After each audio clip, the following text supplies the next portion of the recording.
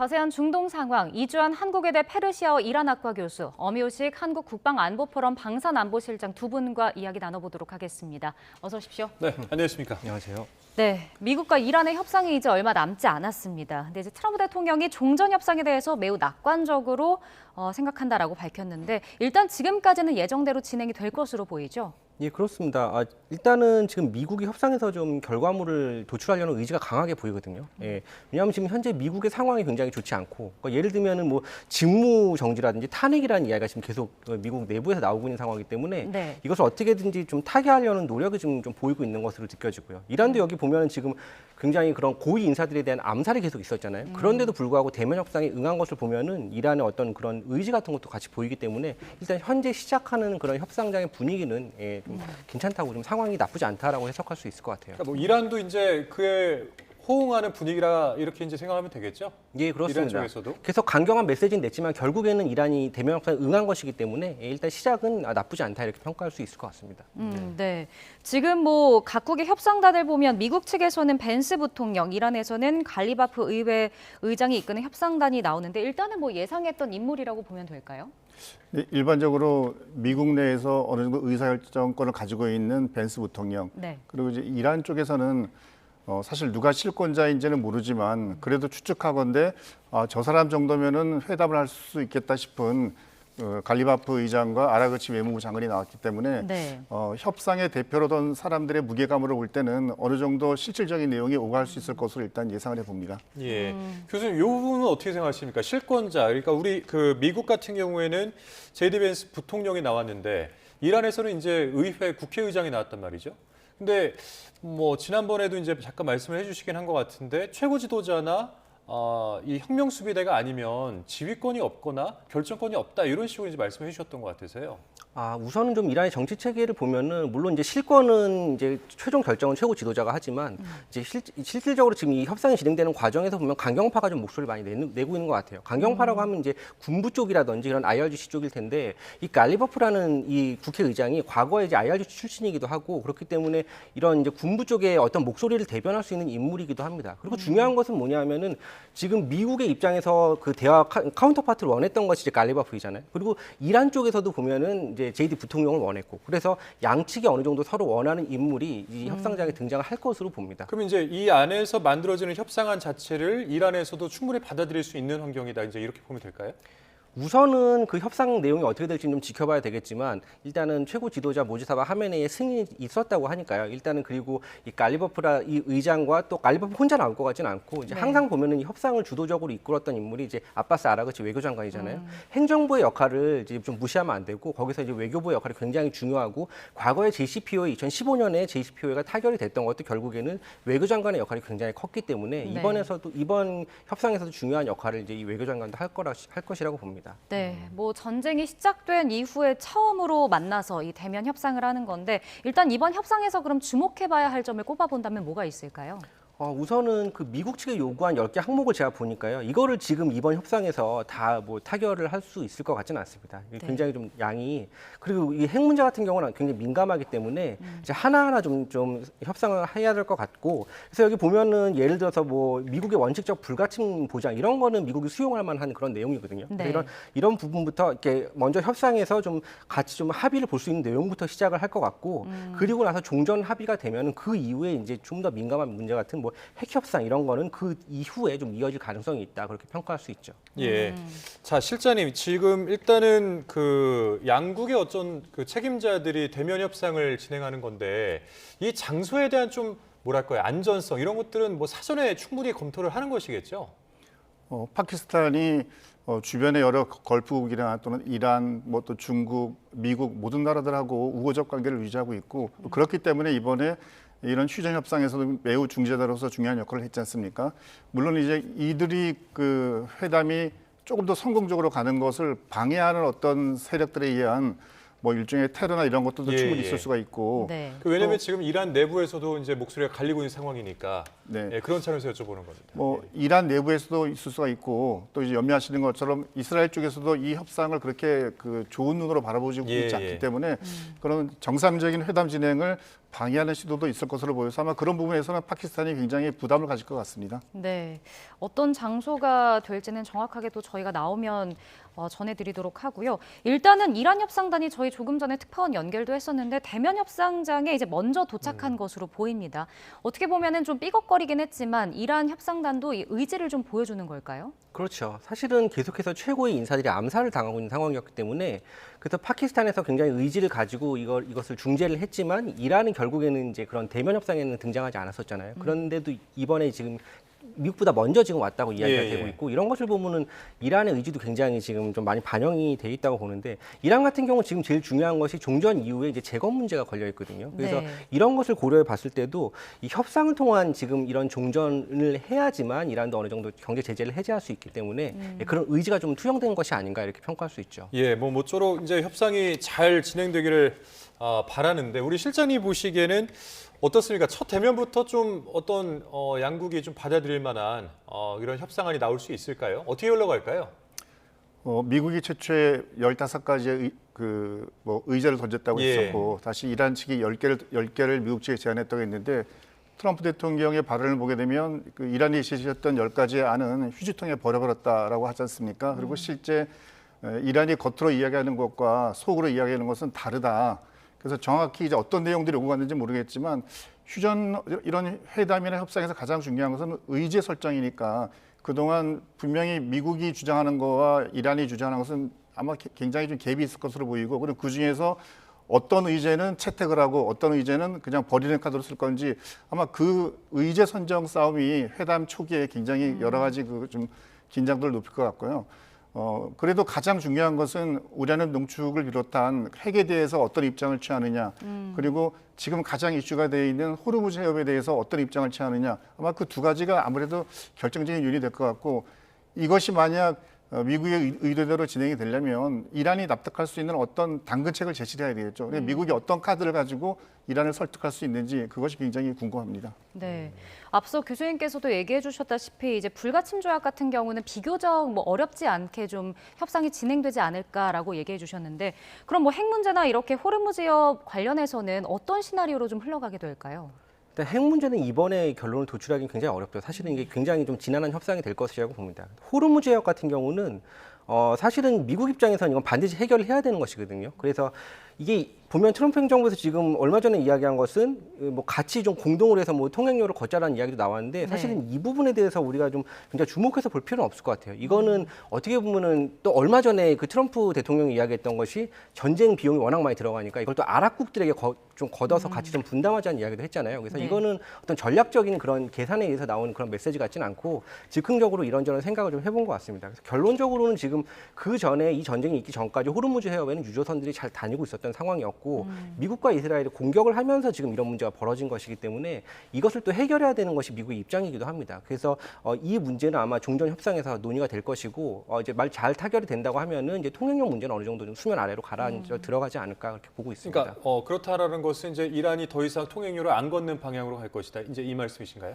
협상이 잘 됐을 때 그렇다는 것이죠. 지금 이란은 어쨌든 이 호르무즈 해협 카드를 계속해서 이용하려고 할 것입니다. 그렇기 때문에 마지막까지. 그렇죠. 가장 중요한 것이고 미국의 약점이잖아요. 이게 호르무즈 해협 카드를 꺼내서 했더니 미국의 어떤 이런 반전 여론이라든지 또 세계 경제도 안 좋아지고 그래서 미국이 굉장히 취약점이라는 걸 지금 이란이 충분히 파악을 하고 있기 때문에 협상에서도 아마 이걸 이용하려고 할 겁니다. 그래서 그러면 그 이란이 끝까지 그 카드를 고수하면서 궁극적으로 얻어내고자 하는 것은 우라늄입니까?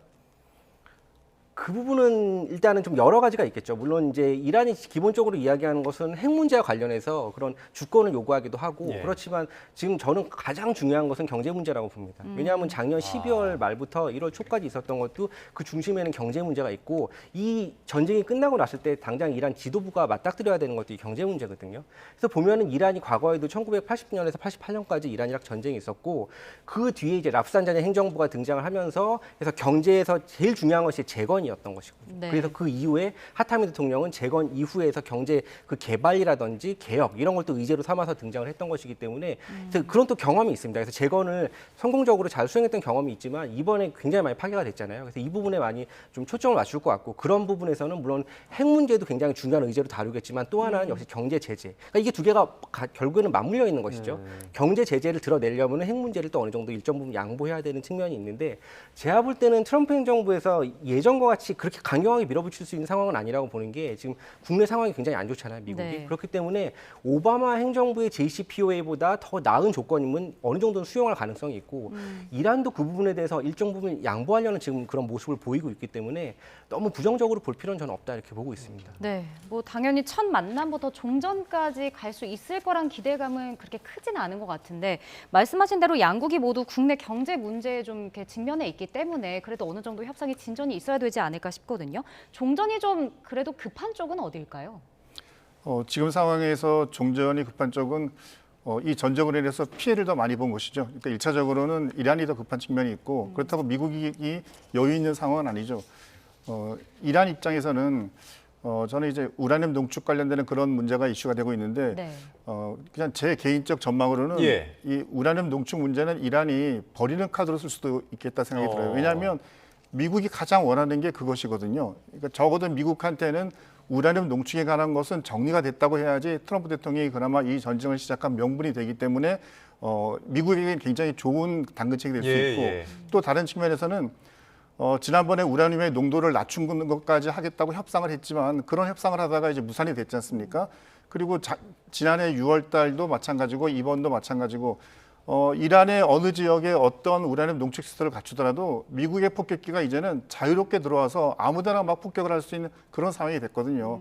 그러면 이란이 굳이 노력을 해서 우라늄 농축을 하고 그 시설을 지하에 갖추고 할지라도 최근 트럼프 대통령의 발언을 보게 되면 지난해 6월 폭격한 이후에 우리가 위성을 통해서 그 지역을 세세히 들여다봤는데 어느 하나 움직이지 않았다. 그 말은 미국이 이란의 그런 우라늄 시설들을 다 감시하고 있다는 얘기가 되고 거기에 조금이라도 만약 이상한 게 보이게 되면 그냥 어떤 주저함도 없이 또 폭격기를 보내가지고 다 이제 부술 수 있는 그런 가능성이 있기 때문에 오히려 이란 입장에서는 어차피 이건 해봐야 미국의 반복적인 폭격을 받을 거기 때문에 트럼프 입장에서 가장 명분 있는 그것을 제공하면서 그러니까 다른 쪽에서의 반대급부 오히려 뭐 우주 해협을 이용해서 뭔가 이란에 조금 더 국익이나 경제 발전에 도움이 되는 그런 쪽으로 가지 않을까라고 일단 추측을 해봅니다. 그러니까 이제 두 분이 약간 견해가 지금 완전 다르신 거예요. 그러니까 오히려 핵을 포기를 하는 대신에 호르무즈 해협을 취하려 할 것이다. 이제 그런 말씀이신 거죠?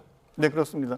왜냐하면 이란 입장에서는 이번에 호르무즈 해협을 처음으로 폐쇄해봤잖아요. 근데 그 전에 해보지 않고 말로만 했었는데 이번에 실제 해보니까 이 호르무즈 해협을 장악하고 있다는 것이 이란의 어떤 글로벌 시장에서의 위력, 이란이라는 국가가 종이호락이가 아니라 저 국가가 이상한 결정을 하게 되면 전 세계가 굉장히 위험해지는구나 하는 것이 이제 실제 드러났다고 지금도 그러지 않습니까?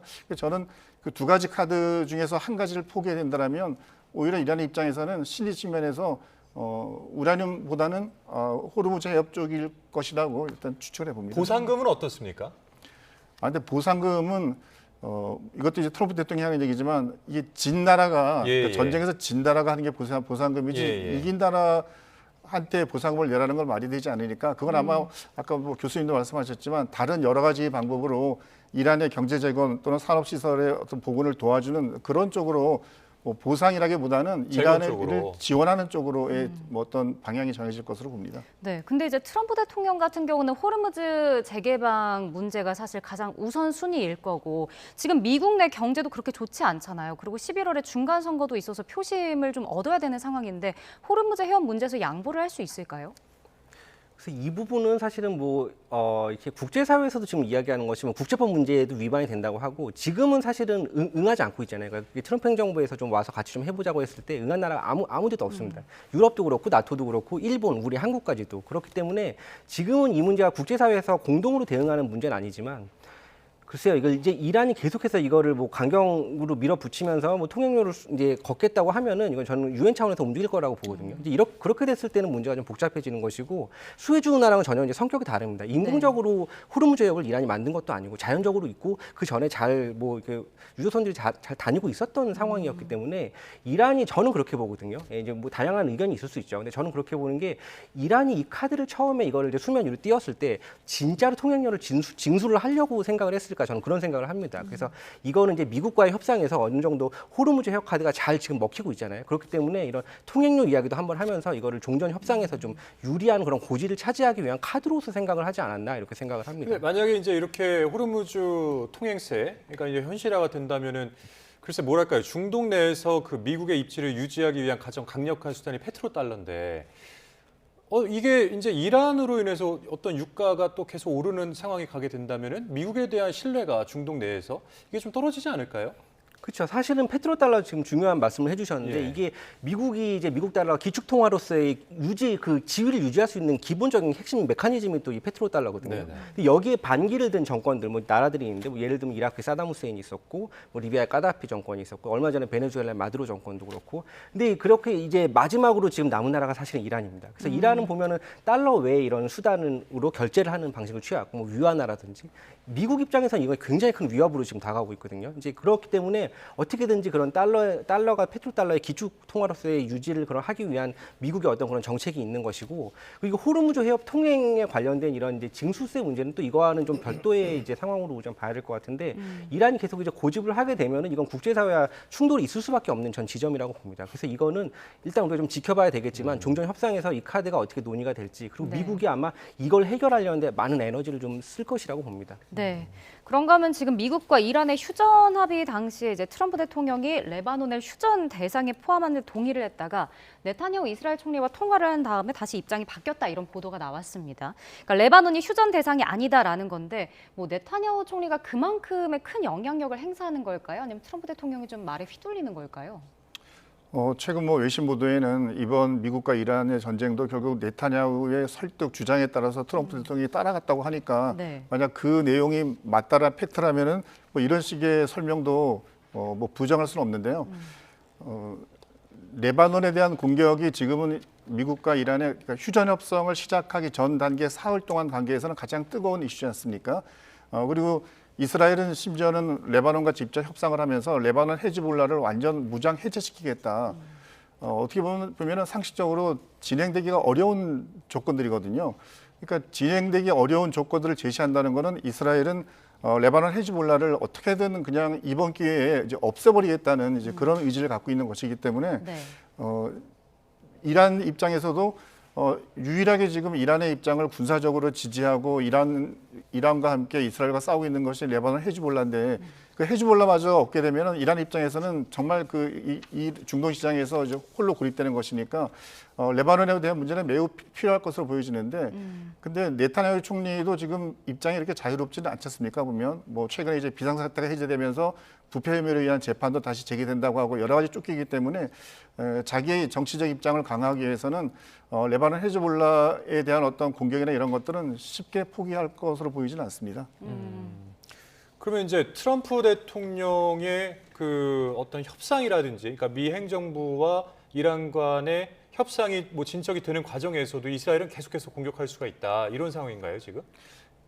뭐 오늘 아침에 보면 트럼프 대통령이 네타냐후 총리에게 레바논에 대한 공격을 자제하라라고 이야기를 했고 뭐 실제 레바논 일부 지역에는 뭐 이스라엘의 공격이 좀 줄었다는 그런 이야기도 있게 되는데 네. 근데 이스라엘 입장에서는 처음부터 이란과의 전쟁에서는 이것은 미국과 이란과의 전쟁이기 때문에 본인들이 조연으로서의 역할을 하지만 레바논 헤즈볼라와의 전쟁은 그거는 이스라엘과 국경을 맞닿아 있는 상태에서 이거는 그 전면적으로 부닥치고 해결해야 될 과제이기 때문에 이것은 그냥 물러나려고 하지 않았고 이번에 레바논 헤즈볼라를 정리하지 않으면 계속적으로 이스라엘에 대한 위협이 될 수 있다고 그 생각을 하고 있기 때문에 이 문제는 아마 이스라엘 입장에서는 어떤 형태가 됐던 반드시 해결을 하고 넘어갈 것으로 보입니다. 근데 그렇게 되면은 협상이 가능한 거긴 합니까? 왜냐하면 레바논 이제 첫 공격 당시에 이스라엘의 그 레바논 첫 공격 당시에 뭐 이란 협정 위반이다라고 하면서 이제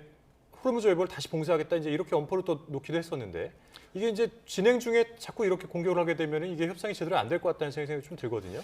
네, 아무래도 뭐 그 레바논 헤즈볼라에 대한 공격을 휴전 내용에 포함시켰다 안 시켰다도 뭐 말이 왔다 갔다 하고 네네네. 있지만 어쨌건 그 레바논 헤즈볼라에 대한 이스라엘의 공격이 이 지금 미국과 이란의 어떤 휴전이나 또는 어떤 미래를 열어가는 이 과정에 있어서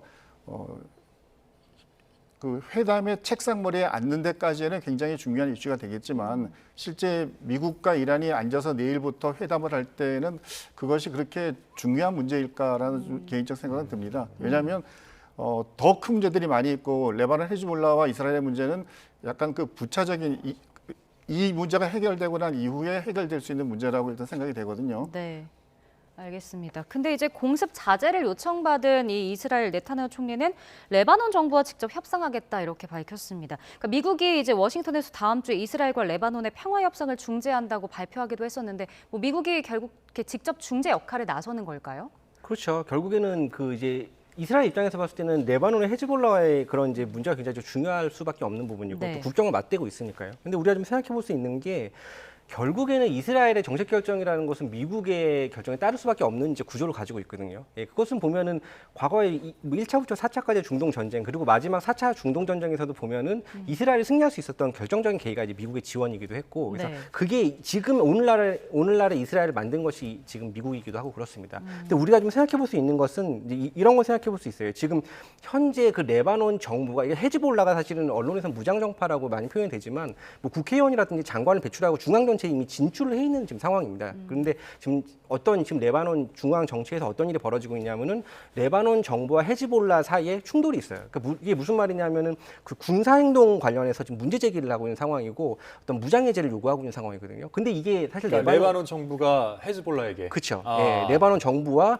헤즈볼라 사이에 지금 충돌이 있는 상황이고 이것을 전략적으로 네타냐후 총리가 지금 이용하려는 모습을 좀 보일 수는 있죠. 전략적으로는 그런데 이게 흥미로운 게 뭐냐면 헤즈볼라가 지금 이스라엘의 안보에 위협이 되고 있잖아요. 근데 레바논에서 처음에 이스라엘이 1982년에 레바논을 침공하면서 표면적인 목적은 PLO의 제거였지만 그렇게 해서 만들어진 단체가 결론적으로 파생물로 만들어진 단체가 헤즈볼라거든요. 그러니까 네. 이스라엘의 정책은 중동 지역에서 자신들의 안보를 강화하기 위해서 그런 이제 레바논을 침공했지만 그 결과로 만들어진 것은 헤즈볼라고 지금까지 안보에 굉장히 위협이 되고 있는 것이죠. 그래서 이스라엘은 어쨌든 이 헤즈볼라 문제를 지금 정리하고 싶어하고 무장 해제를 원하겠지만 뜻대로 되지 않을 겁니다. 쉽지 않은 문제예요. 그러면 이스라엘이 계속해서 이렇게 헤즈볼라를 공격을 하게 되면 이 자체는 미국과 이란 협상에 있어서 악재가 될까요? 호재가 될까요? 당연히 악재가 되겠죠. 그럴 수밖에 없는 이유가 우리가 언론에 나오는 저항의 축이라는 다양한 이론들이 있는데 그중에 헤즈볼라는 다른 저항의 축과는 다릅니다. 이게 무슨 말이냐면은 1982년에 만들어질 때부터 이란이 굉장히 깊이 개입을 했고 네. 이슬람 혁명 사상을 같이 공유를 하고 있습니다. 그래서 예를 들면은 제가 하마스와 좀 비교를 하면 좀 이해가 편할 것 같은데 하마스는 순위파거든요. 그리고 보면은 시리아 내전이 발생했을 때 이란에서 하마스에게 좀 아사드 정부를 지원해달라고 요청을 했을 때 하마스는 그와 반대되는 행동을 합니다. 그래서 이란과 금도 많이 가고. 근데 헤즈볼라는 그게 아니죠. 그래서 지금도 보면은 제일 먼저 미국과 이스라엘이 이란을 침공했을 때 참전한 이제 세력이 헤즈볼라잖아요. 그러니까 이란 입장에서 헤즈볼라는 놓칠 수 없는 것이죠. 그렇기 때문에 이스라엘이 계속 헤즈볼라를 공격한다? 그러면은 이란이 어떤 협상에서 카드 중에 하나로서 이번 협상이 안 나올 수도 있습니다. 그런 가능성도 배제할 수는 없다는 내일 것이죠. 협상에. 그렇죠. 예, 그렇다고 이 협상이 파국으로 이제 치닫는 건 아니겠지만 일단은 그런 제스처를 취해줄 수는 있는 것이죠. 그래서 헤즈볼라 문제가 해결이 안 되면은 시작하지 않겠다. 이런 협상 이런 시나리오도 우리가 좀 고려해 볼 수 있다. 이렇게 평가할 수 있죠. 네, 지금 뭐 협상 날짜가 잡히기 전까지 물밑 협상 소식도 간간히 들렸었는데 이 미국이 파키스탄의 중재 역할을 강하게 해줄 것을 요구했다 이렇게 전해지기도 합니다. 이게 파키스탄에게 그 역할을 좀 부여하고 요구한 이유는 뭘까요?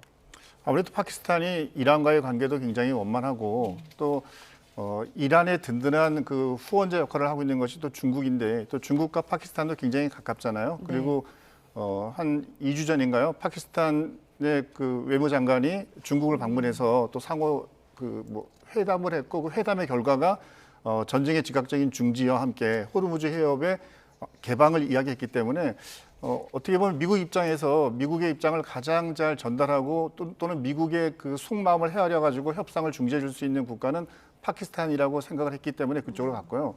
실제 이제 파키스탄 같은 경우는 회담의 중재역으로서 역할도 하지만 파키스탄 또한 이란이나 걸프국들로부터 가스나 석유 같은 것들이 정상적으로 들어와야지만이 파키스탄의 경제가 돌아갈 수 있고 네. 파키스탄은 또 그 아프가니스탄과 전쟁을 해야 되는 입장에서 미국의 지원을 또 어느 정도 받아야 되는 그런 상황이거든요. 그래서 파키스탄이 이번 그 휴전 협상에서는 매우 중요한 역할을 수행하면서 파키스탄의 어떤 국가적 위상을 한 단계 높이고 앞으로 이제 만약 이것이 휴전이 정상적으로 된다라면 파키스탄은 미국 또는 중국이라는 글로벌 그 두 강대국으로부터 여러 가지 좋은 조건의 요구를 할 수 있는 여건이 되기 때문에 파키스탄이 아마 그 역할을 자발적으로 맡은 것으로 보여집니다. 그러니까 말씀하신 대로 이제 지금 현재 상황에서는 그 파키스탄의 외교적 위상이 크게 높아진 건 맞는데 만약에 이란과 어떤 미국의 협상이 잘 안 된다면 다시 말해서 이 파키스탄이 뭔가 이 중재를 잘 못하는 듯한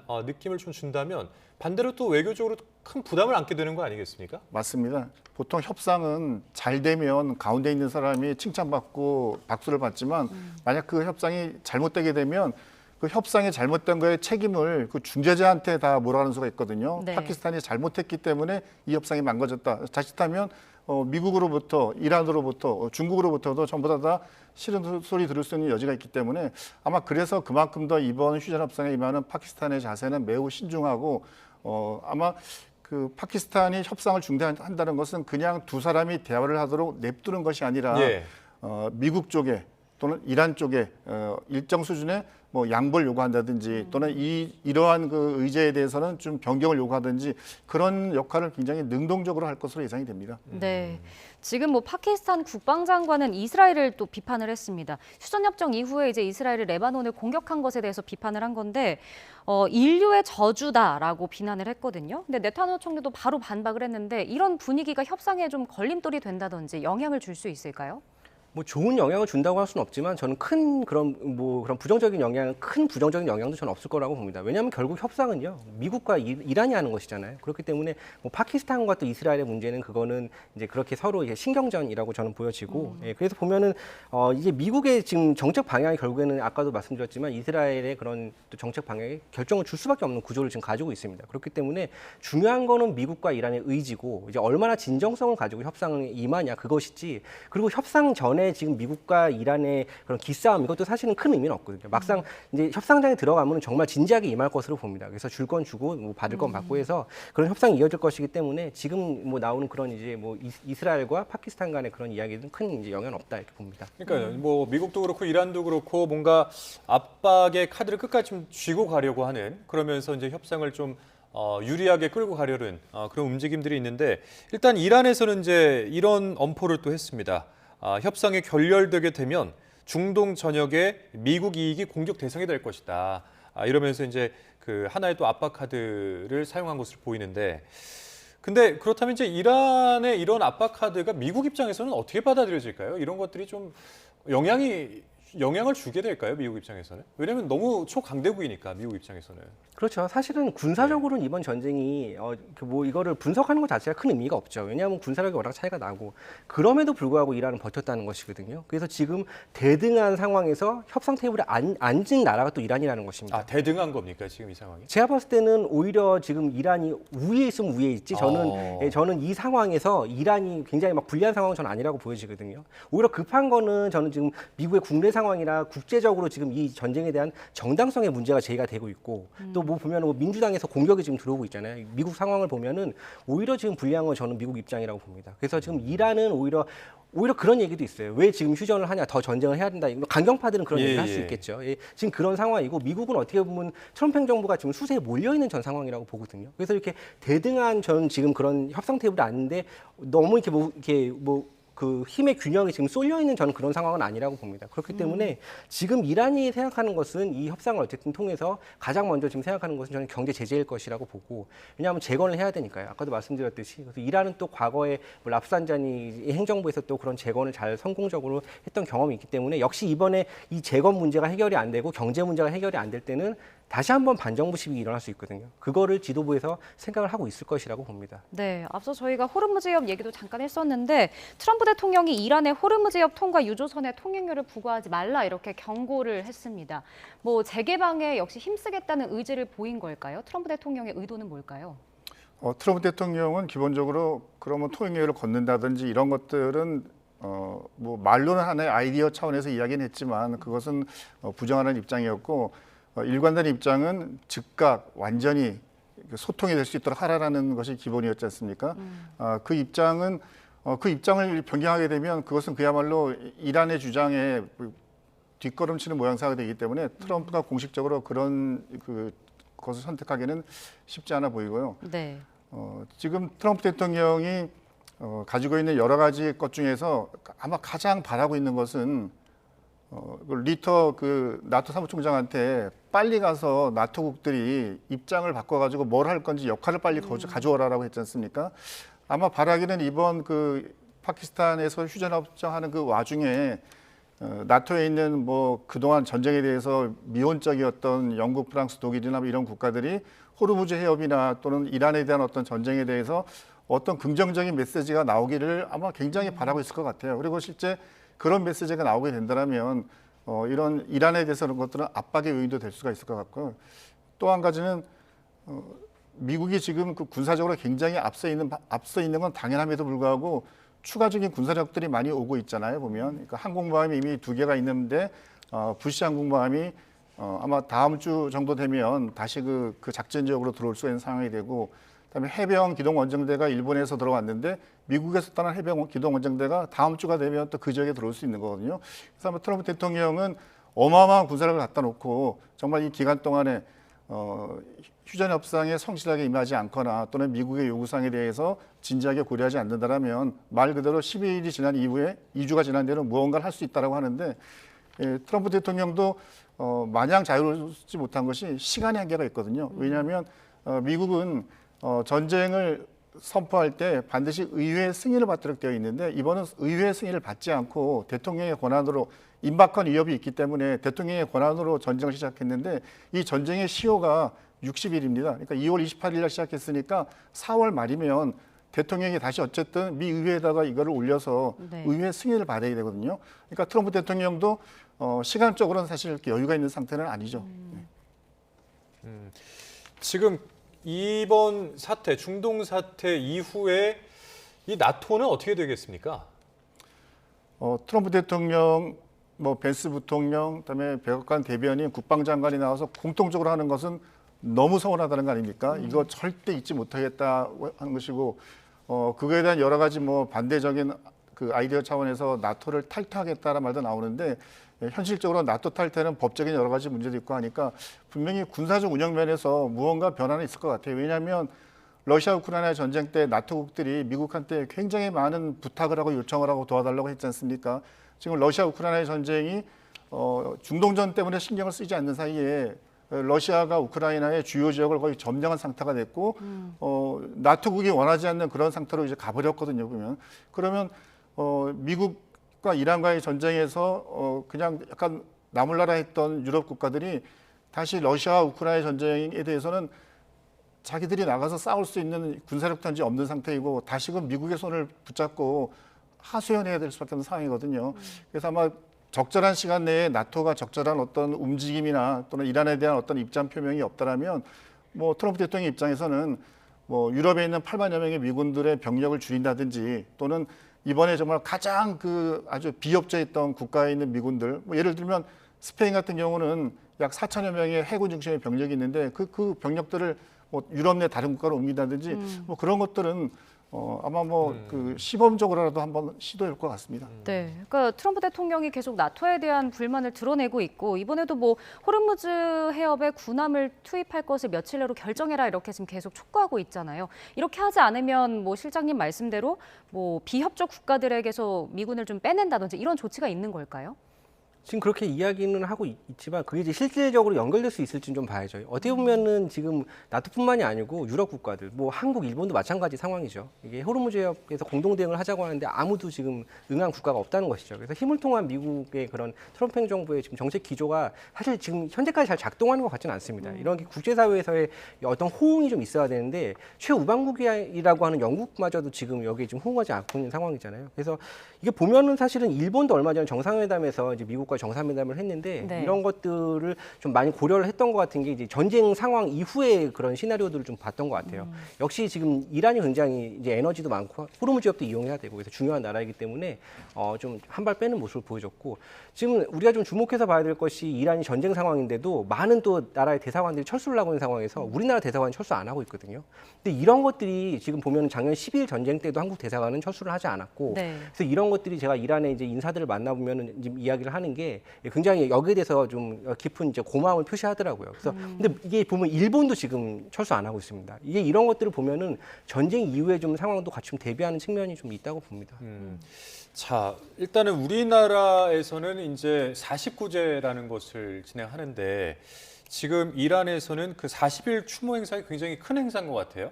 그 하메네이의 사망 40일이라는데 여기에는 또 그 아들이자 지금 현재 그 최고 지도자 무스타바가 아직도 이제 모습을 드러내지 않고 있습니다. 이 상황에 대해서 한번 정리를 한번 해주실 수 있을까요? 일단은 이란이 종교 사회라는 것을 우리가 좀 이해할 필요가 있습니다. 우리의 눈으로 보는 그 이란 사회는 약간 좀 어떻게 보면 우리랑 다르기 때문에 좀 어떻게 생각할지 모르겠지만 이게 이란이 종교 사회이기 때문에 일단 기본적으로 그런 이제 시아 이슬람에 대한 개념이 깔려 있거든요. 그래서 이게 무슨 말이냐면은 지금 이 이란의 3대 최고 지도자는 12대 이맘의 대리인으로서 인정을 받고 있는 것이거든요. 그렇기 때문에 12대 이맘이 무하마드 알 문타제르라는 인물인데 한 번도 대중에게 모습을 드러낸 적이 없고 대리인을 통해서 소통을 하다가 941년에 은둔을 한 상황이라는 것이죠.